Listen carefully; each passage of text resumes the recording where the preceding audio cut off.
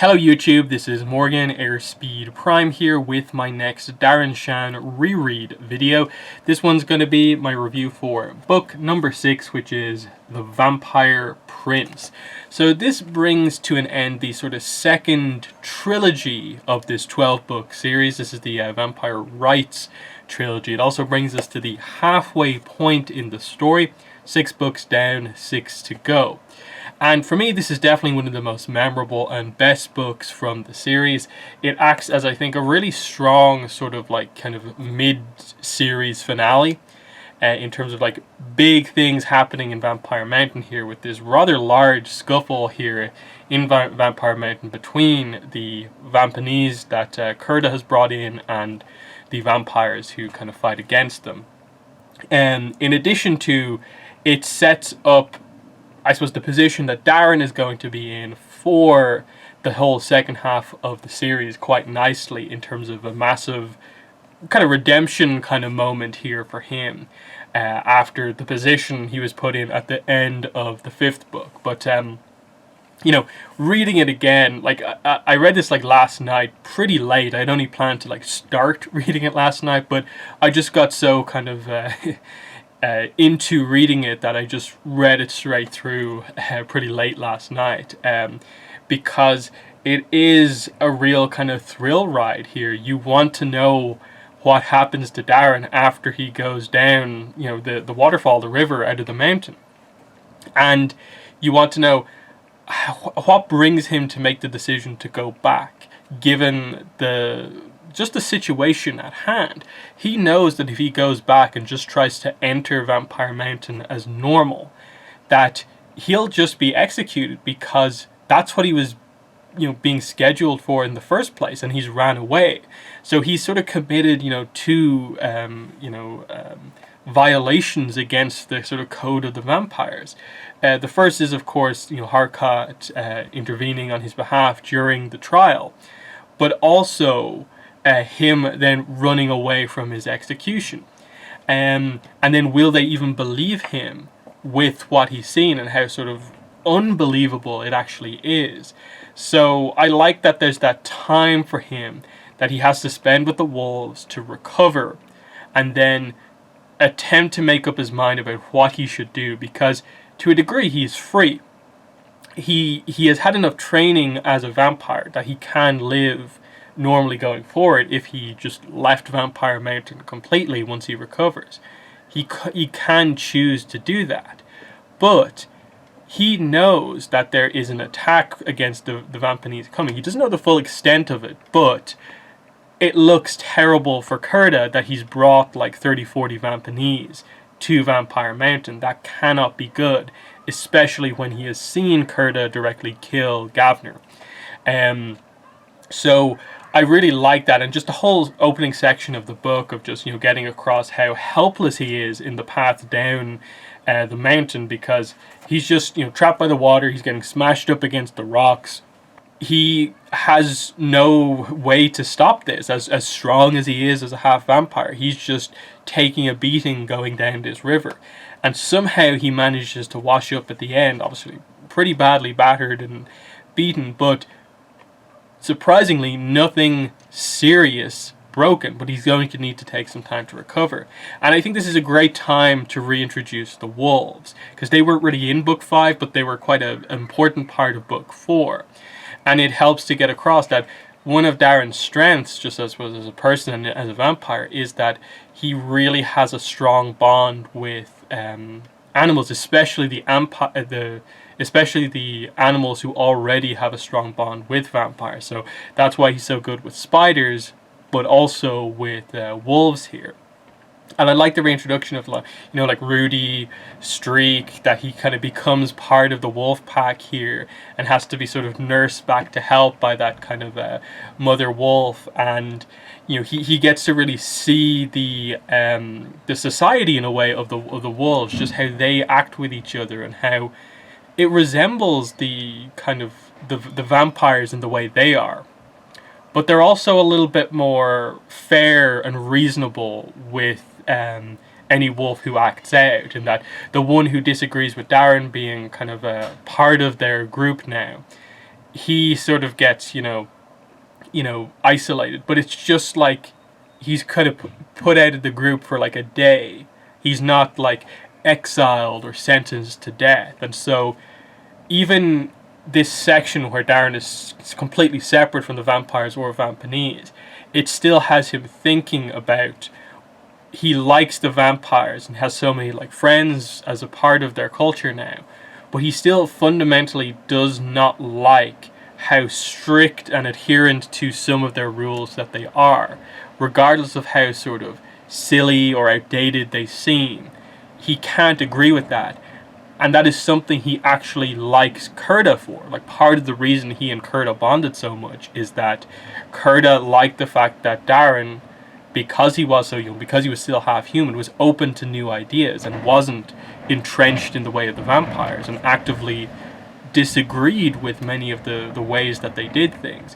Kurda feels the same way, and that this is ultimately restricting the vampires from being even better, in that, again, much of these rules are why the vampanese sort of formed in the first place. So I really like that as much as Darren is going back here to stop Kurda because he disagrees with the way he's going about it, he still agrees fundamentally that the vampires do need to change, which I do. I like that Darren is sort of like the hero in this book, but deep down he still feels that like changes need to be made. And so the position he's put in at the end here, you can sort of see that, oh, we're roughly going to get the same effect as if Kurda was made the next vampire prince. We're kind of getting a similar thing, but probably it's going to turn out better. That Darren is actually now going to be the next vampire prince. So that'll be interesting to see if he's able to affect any change, given, how he's sort of made everyone like him and want to defend him and come up with any reason possible to spare him. Are they going to listen to some of his ideas going forward, especially now that, when the truth comes out about Kurda and what exactly he was up to, they're going to have to more heavily deal with the vampanese coming forward. But anyway, the key moment, I think, that really sets in mind for Darren that he needs to do something, he needs to go back to Vampire Mountain, is when he comes across basically the search party looking for him. And obviously it's like Mr. Krebsley, I think Ara is there, Kurda's part of it as well. And it's the fact that he sees Kurda acting like nothing is wrong, acting just like a normal vampire, not revealing anything to anyone else that he was involved in this. That's what really puts into Darren's mind that the people he really cares about are at risk. That he just notices that the setup of the way they're organized, that like Mr. Krebsley and Ara are sort of out in front, and just behind them, holding a weapon is Kurda. And he's not going to kill them there and then, but he knows that someday coming up soon, Kurda is going to activate his plan, and that, Darren sort of figures it out that like he's going to be made a vampire prince, and that will give him access to the Hall of Princes, and most notably, it'll give him a connection to the Stone of Blood, which is something the vampanese are going to want. So he realizes that there's a time scale on this as well, that he has to stop Kurda before Kurda is made into a vampire prince. So this is what means that Darren has to act now, but also the fact that he saw his friends interacting with Kurda, who he now knows is a killer. That's another reason. And I think that scene of, Darren with the wolves just kind of sneakily watching everyone is very impactful, because it really gets across why Darren, I suppose the good things that Darren cares about within vampire society, and that is that he is really close to Mr. Krebsley, and he cares about Ara and like Vanez and Seba and so on. And he doesn't want them to be killed, assassinated by Kurda. So he has to stop them. And so we get the Darren sort of secret trek to make his way secretly into Vampire Mountain with the help of an older she-wolf called Magda. And I thought that was a nice moment, because it's like, it's her final mission. It's her final trip up the mountain. She is going to help Darren, and then she's going to die. So, like, again, similar to the vampires, they have these customs and way that they do things, and it highlights just how similar wolves and vampires actually are. And Darren, ultimately, he doesn't want her to have to just die after bringing him up here, but he respects that for her it was a great honor to be able to, help Darren as like the last thing that she did, to be really important despite how old she is. That was really strong. And just as he gets into Vampire Mountain, of course, the plan here is that, like, he can't just announce himself to everyone. He has to find someone who he can, secretly plan things with. And so, naturally, Seba is the perfect person. Because he's the quartermaster, he's sort of a little bit removed from everyone else. But he's also, like, hugely respected within vampire culture. And he supports Darren. So I like, and it makes sense that he is the one that he would go to first, because Mr. Crepsley, despite the fact that he's loyal to Darren, still sort of prioritizes the rules above everything else. Seba kind of not quite as much, which is quite interesting. So I really like that, of just Seba's like so shocked to see Darren, but immediately concede the truth in what he's saying. And I really like that for pretty much everyone, the big thing that makes them believe him is Darren's emotion when he talks about Kurda killing Gavner. That they can tell just from his emotional reaction to that is 100% the truth. That when they really get down to it, in the final, like the trial of Kurda, the thing they fundamentally have a problem with is that Kurda killed Gavner and was planning a situation that would basically lead to at least the death of some vampires. The attempts to sort of broker peace between the vampires and the Vampanese isn't necessarily like the thing that they like absolutely like criticize him for, but like killing Gavner is the big thing that just pushes us over the edge. That's what makes him sort of a little bit more villainous than sort of idealistic, of course, that he felt that sacrificing someone like this was worth it to accomplish what needed to be done. So the plan that they ultimately come up with is that Seba will be the one to sort of interrupt Kurda being inaugurated as a prince, and that's when Darren will get his opportunity to sort of step in and say his piece, because Seba is the one organizing the sort of security. So if anyone pulls out weapons and tries to kill Darren, it won't be Seba's guards, it will be probably the ones loyal to Kurda who would go after him, and then Seba's guards can take them down. So it will give Darren that opportunity to speak. And again, in the same way that he got through to Seba, he gets through to everyone else. Even though, of course, as you sort of expect, Mika and some of the other princes and so on, like, are like, oh, like, you're back and now you're laying out an accusation of someone's a traitor. That is sort of hard to believe coming from someone who, broke our rules and so on. But ultimately, they end up believing Darren, largely in part because Seba vouches for Darren, and they respect Seba so much as the quartermaster, a hugely respected position within the mountain.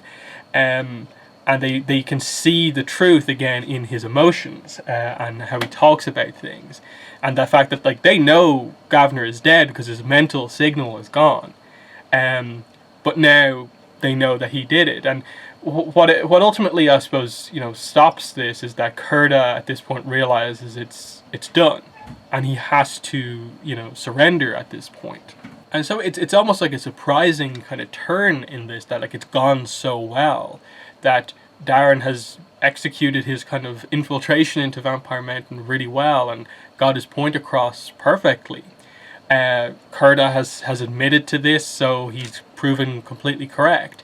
But immediately upon this happening, they have to deal with the fact that there are Vampanese within the mountain. So this is the setup for the big battle here, which is that they know they're in the tunnel sort of like deeper within the mountain, but they know, like, okay, there's about 30-40 Vampanese, how are we going to do this? We're going to have to fight them and, you know, get rid of them. If we just go in there normally and do, like, you know, 100 vampires versus 40 Vampanese, we'll win for sure.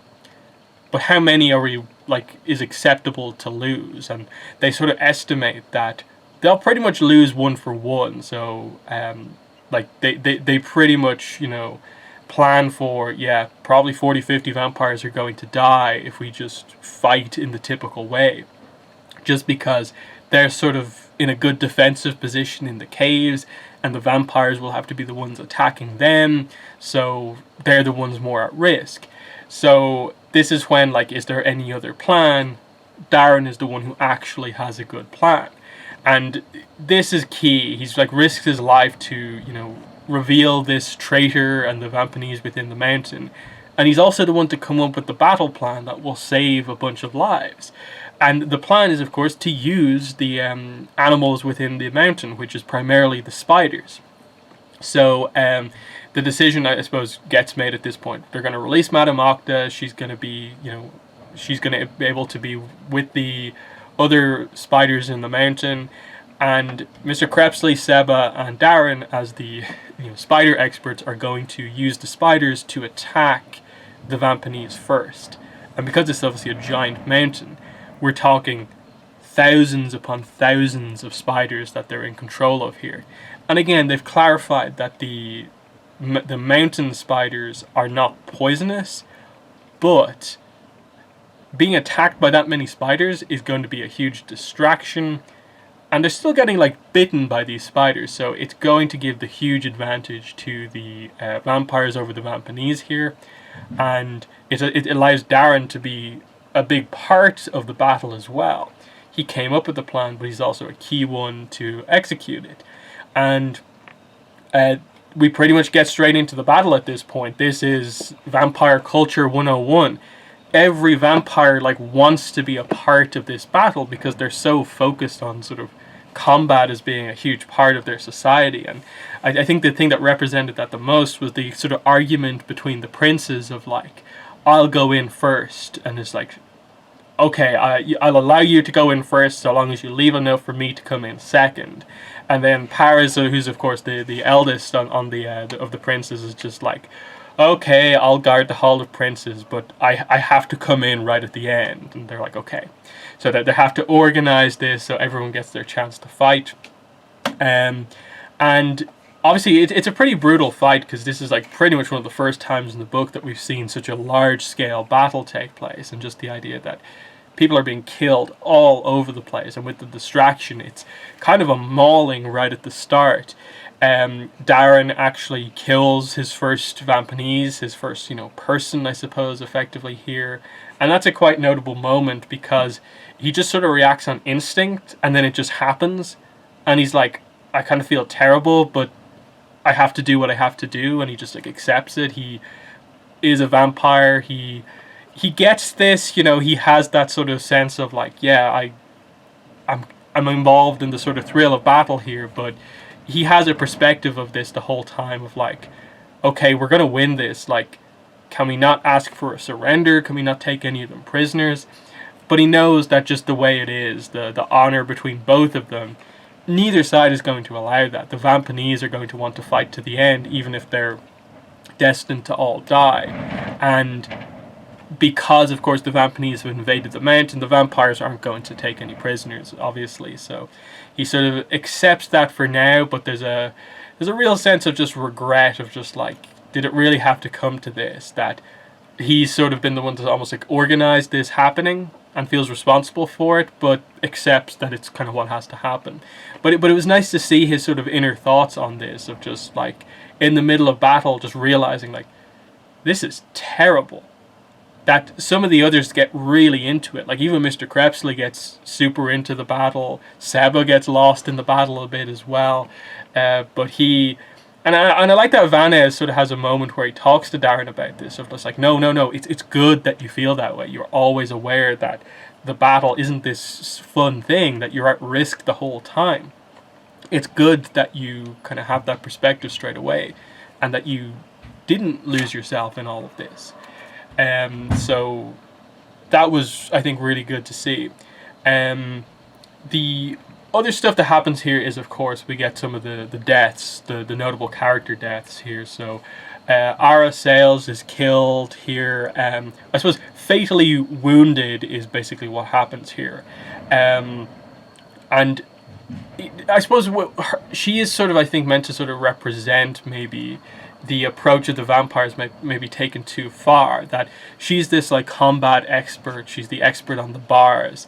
And in her fight with Kurda from, I think, the last book, she got too involved in the battle and she was kind of outsmarted.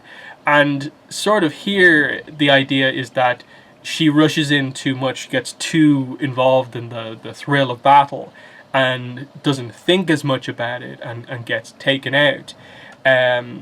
The other thing is that, like, right at the end, right as they're finishing off the last of the Vampanese, one of them throws a dagger, sort of like hit and hope, and it hits Vanez in the other eye. So he's already lost one of his eyes, but now the other one is gone. So he's permanently blind now. And it's just like, oh, like these moments you don't quite expect to happen, like lose a relatively main character, and then have a character who already has lost an eye lose another one.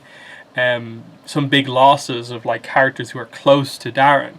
Obviously, everyone takes a little bit of an injury during this, but by the end, I think they confirmed that only 10 vampires were killed, whereas if they didn't do Darren's plan, the projection was that like they expected, I think, somewhere in the region of 40 to 70 vampires to potentially be killed, but the distraction with the spiders worked really, really well. And so in the aftermath of the battle, they do release Madame Octa to sort of, I suppose, breed with the mountain spiders, and we'll see the results of that in the coming books.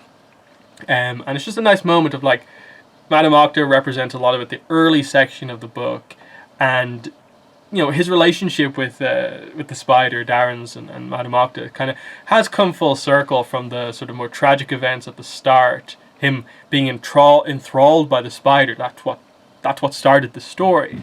Then he sort of hates her because that she sort of led to a lot of the stuff happening. Then he came to care about her some more, and now he has to let her be with her own kind. It's just nice that they gave that story to Madame Octa as being like a very, very unique spider. But in the aftermath of this, it's interesting because there's so much to organize here. The funeral for the vampires, they have to burn the bodies of the Vampanese, and they have the trials for Kurda and all the other conspirators with Kurda. So there's a lot to be organized. Not to mention sort of Darren's trial. They're figuring out what they're going to do with him. And I actually, it's really well organized the way they go through it. Of just like they quickly dispose of all the Vampanese bodies. There's the funerals for everyone, mainly Ara. And you can see that Mr. Crepsley is really hurt by this, because I think in the last book they teased that Ara and Mr. Crepsley were in a relationship, but that they clearly still have feelings for each other. And that sort of came out once again here with sort of Ara's like dying words in a way. So Mr. Crepsley is really, really upset about what has happened here. And it's her death and her asking him with her final words to make sure to protect Darren, make sure that the clan doesn't kill him. He is worthy in her eyes. Make sure your assistant does not get killed because of the rules of the clan. That's the last thing she like tasks Larton with. And I love that this is a notable enough of a thing that we see this quite heavy change in Mr. Crepsley, where he has ultimately been supportive of Darren and doing everything he can to help him, but has ultimately sided with the rules of the vampires in most situations. Now he's super emotionally invested. He is not going to let them make the wrong decision with Darren, and he's willing to sort of put himself on the line because of Ara's dying words. So her death is her death is like the final thing that really commits to, like, we've seen Darren grow to fully trust Mr. Crepsley and be just really committed to him. This is the reverse of that. This is seeing just Mr. Krebsley's like 100% commitment to Darren is like worthy 100%, and I really like that like we're halfway through the series and just these two are now sort of like locked together, like, you know, master and apprentice, really well done. And so you can see a lot of that in just like the emotional scenes at the funerals, of course, for everyone, and also going into the trials for everyone. Now, of course, it's Kurda's trial that's the main focus here. And so this is where a lot of the reveals of the book happened. Like, okay, Kurda, why did you do this? What were you actually hoping to accomplish here? And so, you know, there's a little bit of like speaking in riddles at the start, but ultimately he reveals that he was trying to save the vampires by doing this, by trying to heavily accelerate and like force a connection between the vampires and the Vampanese. He was trying to form a close bond between the two clans before the vampire lord came into power and the sort of destiny of the Vampanese was set. Because the big thing he reveals here is that Mr. Tiny has visited the Vampanese and sent them a message too. So in the same way that the vampires have just heard a message, he did the same thing to them, highlighting that he's sort of playing both sides. He's not allied with the vampires or the Vampanese. He just wants to see some fun, and so it's kind of playing them against each other here. But the big reveal is that the Vampanese have found the Lord of the Vampanese. And they reveal a few details here, that it's a human. The human, as far as he's aware, still hasn't been blooded yet, but they're getting close to that. We reveal like how they find the Lord of the Vampanese. It's this like coffin of fire, and if you go into it and can come out unscathed, you are the Lord of the Vampanese. And so that person has been found. And so Kurda acted as quickly as he did to try and bring the two clans together before the Lord of the Vampanese could basically lock the destiny that's been set in stone by Mr. Tiny into place, which is that, you know, the Lord of the Vampanese will be the thing to sort of like end the vampires, and that the Stone of Blood can be the thing to sort of save the vampires. Obviously, like, the explanation here is like, it's good in a way because it highlights that, you know, he's here because he's considered like a traitor, but now they find out that like, okay, I understand that, and ultimately when it's mainly Paris who speaks and like sets down the judgment, and that like, I actually like respect you for what you did, and your attempts to, in your own way, you know, save the clan, but the way you did it was by putting so many of us at risk. You killed Gavner. You took it too far, but I commend you for basically none of it being self-serving necessarily. Him being at risk the whole time doing this. It's a really interesting thing, because it's this moment of like the vampires kind of being like, okay, like we can respect that, but we have to sentence you to death. There's just no other way we can do this because of the people who've just died, because of what you brought upon this place. Thank you for giving us this information, but there's no excuses here. And I like the moment of like, does anyone wish to speak out? And Darren like comes like really close to speaking out, but ultimately doesn't, because he's been hurt by the death of Gavner and Ara, in part because of what Kurda has brought on. But Darren is conflicted as this is happening, because he agrees, at least in part, with Kurda, but not the extent to which he, you know, did things. And that obviously is going to be so important going forward, that one of the vampire princes has some Kurda-esque tendencies, but is not so committed in that way where he's going to do something so extreme.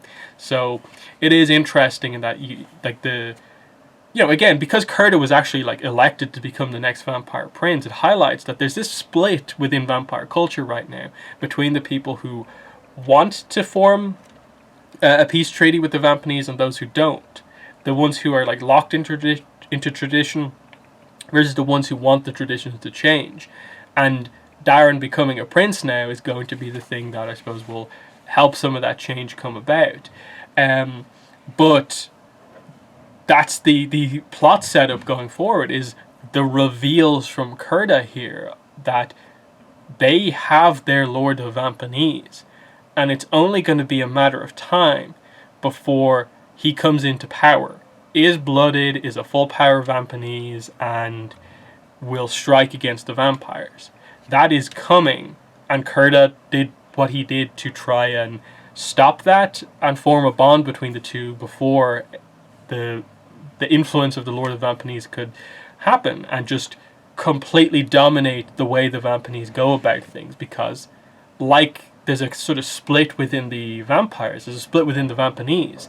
A lot of them don't want war with the vampires. Some of them do, and are the sort of like Murloc style Vampanese, but a lot of them are quite reasonable, highlighting just the heroes and villains on both sides, I suppose. But yeah, the last section of the book I think is really good. Darren's trial here, and again, it goes much the way previous scenes in the Hall of Princes have gone with Darren and the Princes, of like Mika sort of being the one to sort of come across as almost anti-Darren, and the other two being more supportive of him. But in this case, they get to the point quite quickly. Now, the way they speak, Mr. Crepsley like speaks out on Darren's behalf. He thinks they're going to sentence him to death, and Mr. Crepsley's about to like fight the princes almost. But then they're like, no, Larton, let us speak. That was sort of the way we felt things had to go. That there was no way, there's no loophole we could find to try and get Darren out of this without completely, breaking apart the rules and structure of how we as vampires are. But Arrow came up with a good idea, which is that we don't have to apply the rules if Darren is above the rules. And everyone sort of figures it out before Darren. Mr. Krebs is like, you can't mean this is what you're going to do. And then he has to whisper to Darren, like, yeah, this is what they're going to do. And then the book teases it. Like, they talk about the duties that he's going to have and so on. And they have it happen. And then right at the end, they're like, Darren Shan, Vampire Prince. That the way to stop him from having to be executed for failing the trials and also fleeing from his, execution is the rules don't apply to princes. If you're a prince, it is like illegal to execute a vampire prince. So they were planning to put a prince in play with Kurda. He's been executed. Let's now, make that new prince Darren. We all agree, it's unanimous. Everyone agrees to this. No one can accept any honor in killing him for what he has done, in that they have to play the breaches of honor that Darren has against the pluses of honor that he's done, where he's restored his honor by returning when he didn't have to, putting himself at risk, the plan that saved so many lives. He was involved in the battle and gained the respect of everyone who saw him fight and so on. They all agree. And I think this is such a great moment, because this whole 4, 5, and 6, the second trilogy of books, has been about Darren interacting with the sort of vampires as a whole culture. And so ending it with his more or less complete acceptance into the clan is such a strong way to do it, that he is now kind of part of the leadership, partly because it was the only way to save him. But now we know he's going to be in a leadership position, and he has elements of Kurda in him, where he doesn't agree with everything that the vampires are about. And how is Darren going to react to what's going on with the Lord of the Vampanese? What actions will he feel need to be taken with regards to that? And of course, Mr. Tiny has visited the Vampanese, but he only sent a messenger to the vampires. So is Mr. Tiny going to show up again? There's a lot of questions in play here, but I suppose at this point we're getting close to the idea of Darren's going to have more training. He's now going to have to be trained as a prince. What's coming up next? It's really interesting that, like, what a twist here of like the journey of him from book 1 to now, from not even being a vampire to all of a sudden he's one of the leaders of the vampires through a crazy sequence of events. But he's proved himself 100%, and that's really, really strong. And in that sense, like, that's why I say, like, it's probably one of my favorite books from the series. And it's just a great midway point to set up that, okay, the prophecies are beginning to come into play. We get a sense for, like, kind of what the plot for the next books is going to be. Vampires versus Vampanese, Lord of Vampanese coming into play. And as we go into book 7 next Saturday with Hunters of the Dusk, we'll be starting the next half of the series. So in the comments, let me know what your thoughts were on book 6, The Vampire Prince. But they're my thoughts. So that has been the end of the video. Thanks for watching, and bye.